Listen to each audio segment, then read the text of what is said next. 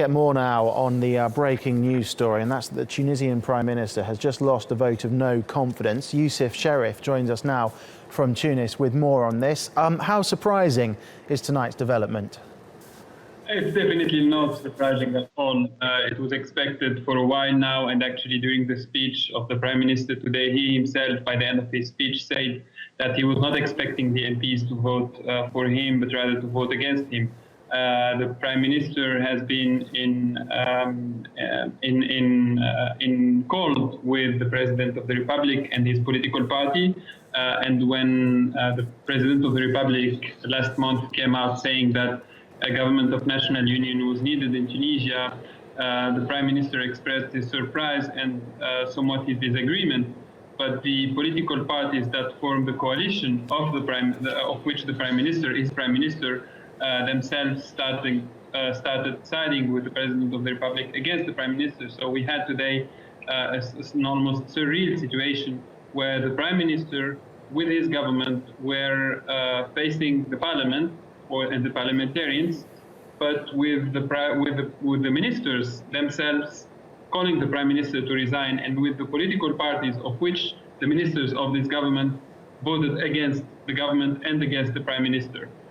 So it was not a surprise at all, but it was a good test for Tunisia's democracy, and it shows that against all odds, the democratic institutions and the democratic manners are working in Tunisia today.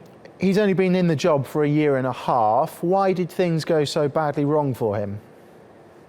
Well, since he came to power, the country he found the country in a lot of troubles. There was a huge and very deep economic crisis, a bad security situation, political and social problems that were already very high when he came in power in January 2015. So it was too big to be solved, and clearly he failed in solving them. That doesn't mean that the prime ministers before him or the next prime ministers will be able to solve these problems. But today, the first thing that his opponents will say is that he failed in solving the different problems that Tunisia is facing.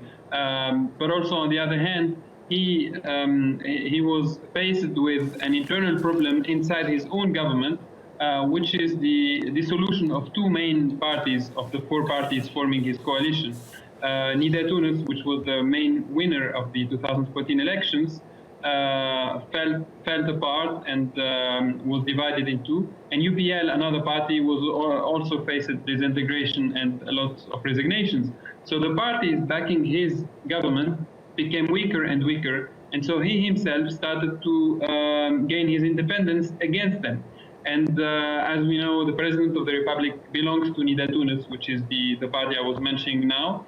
And so when the Prime Minister started taking his independence, the disagreement between him and the President of the Republic grew bigger and bigger. So when you have his failure in solving the issues, when you have his internal problems inside his government and his disagreement with the President of the Republic, you find out that by the end of the day, he's almost alone facing all these problems. And clearly his government is failing, and that's why we've seen this vote against his government. Youssef, very, very quickly, what happens next? Do we know? We don't really know, because now we're going towards negotiations in order to form a new government. We don't know who will be the next prime minister. We don't know exactly which political parties will participate in the next government. So what is expected is a few days, a few weeks, even a few months of negotiations between different political parties and politicians in order to form the next government. So Habib Essid now and his government will be a government of current affairs until the next government and the next prime minister is appointed. Okay, Youssef Cherif, thank you very much for talking to us on this developing and breaking story here on TRT World. Thank you.